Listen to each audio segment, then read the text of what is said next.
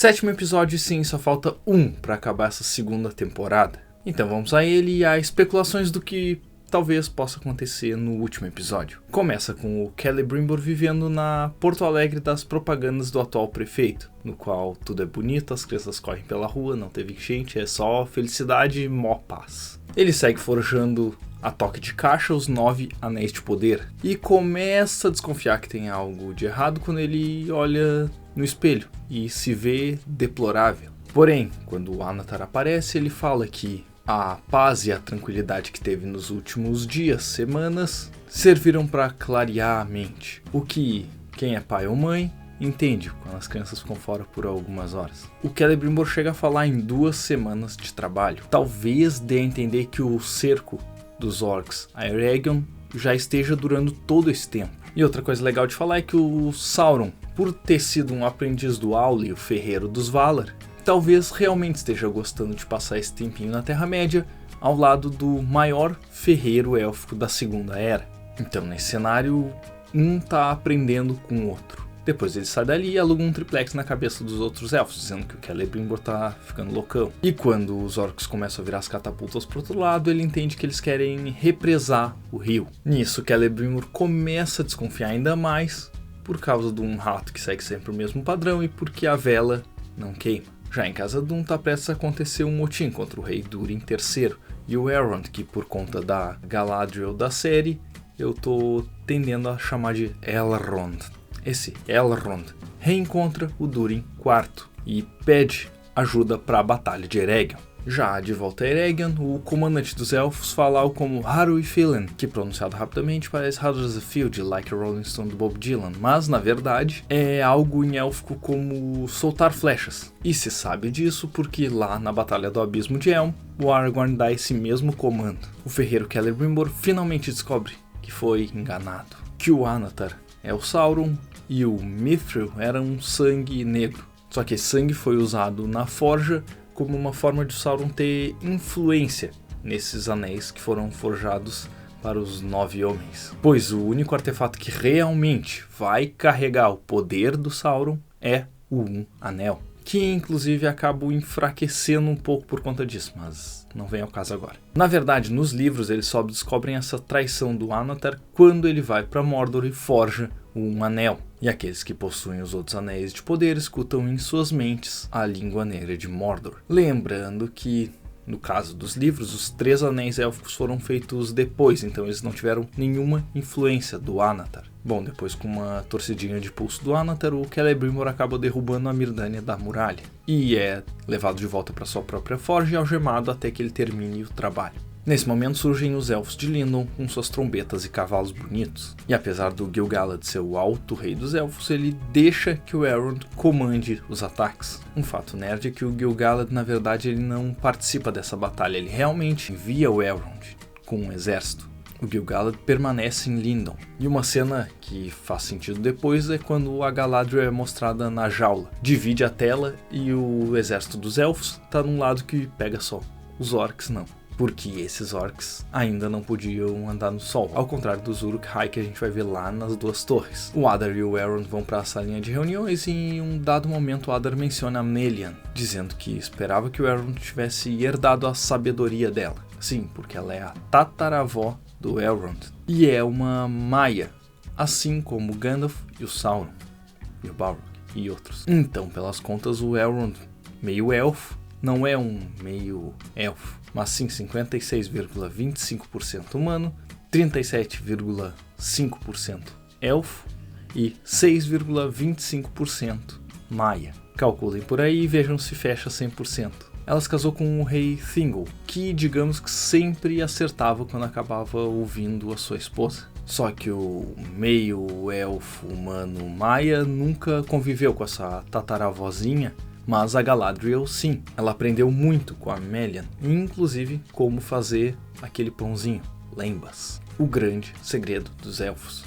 O Elrond pede para se despedir da Galadriel, porque ele não tá a fim de trocar o anel pela vida dela, e aquele orc diz que o Elrond está desarmado, então não tem problema. Isso porque esse orc parece ter um raciocínio, e mulher e filho. E já notou que as decisões do seu líder estão só exterminando os orcs. Só que aí, o beijo do Elrond na Galadriel.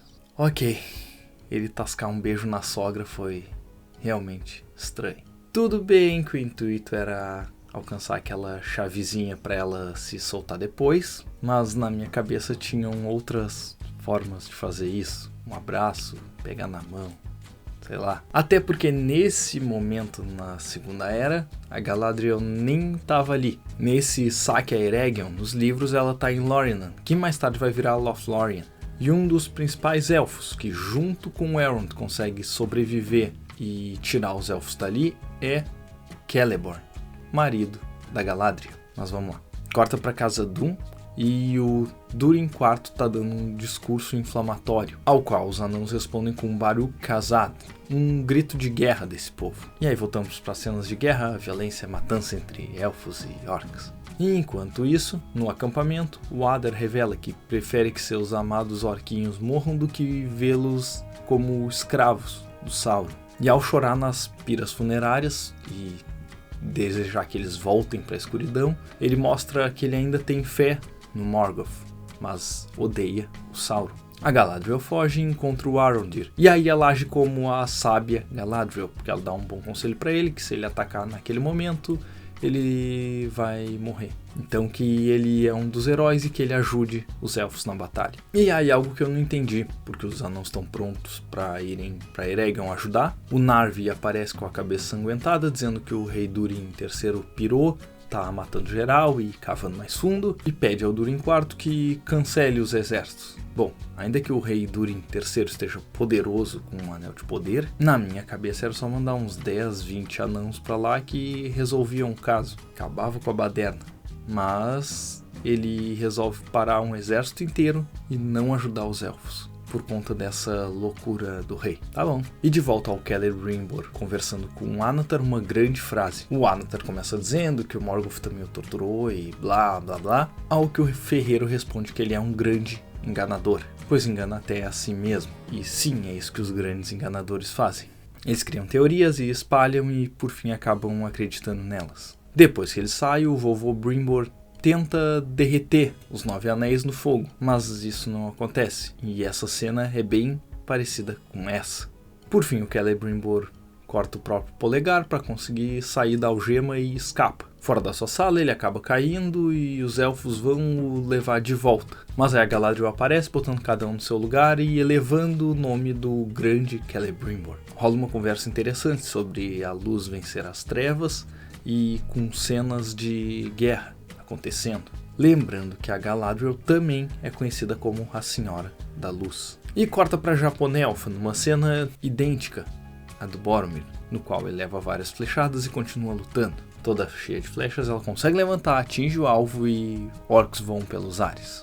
De volta à Forja, o Annatar ele é cercado pelos elfos, mas aí ele usa o seu poder, faz com que uns esfaqueiem os outros. E na batalha surge aquele troll com vários títulos legais de roedor de osso de dragão, matador de gigante de pedra, e sai esmagando todo mundo, consegue chegar até a muralha para ajudar a abrir uma fenda nela. Porém, após ser alvejado de tudo que é jeito, ele tem seu fim pela lança do Gil-galad. O sol começa a nascer e eu imagino que nesse momento os orcs vão ter que recuar. E um cavaleiro aparece lá, então lembra muito aquela cena do Gandalf quando aparece no Abismo de Helm trazendo reforços, só que nesse caso aquele elfo não consegue trazer anãos.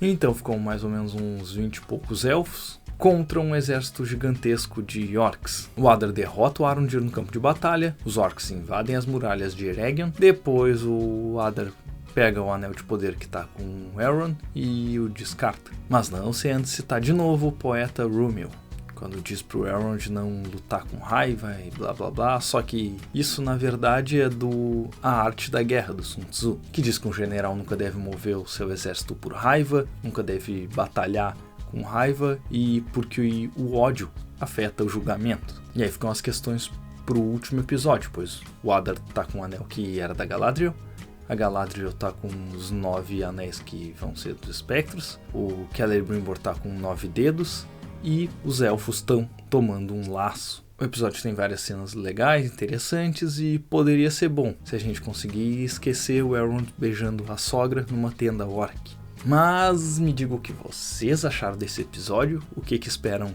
do último, o que estão achando da série, e eu vou deixar nas sugestões 2 vídeos. Um sobre o Celeborn, marido da Galadriel e pai da Celebrimbor, que vai ser a esposa do Elrond, e um outro sobre essa teoria de que um anel enfraqueceu o Sauron. Então, muito obrigado por assistir. Fui.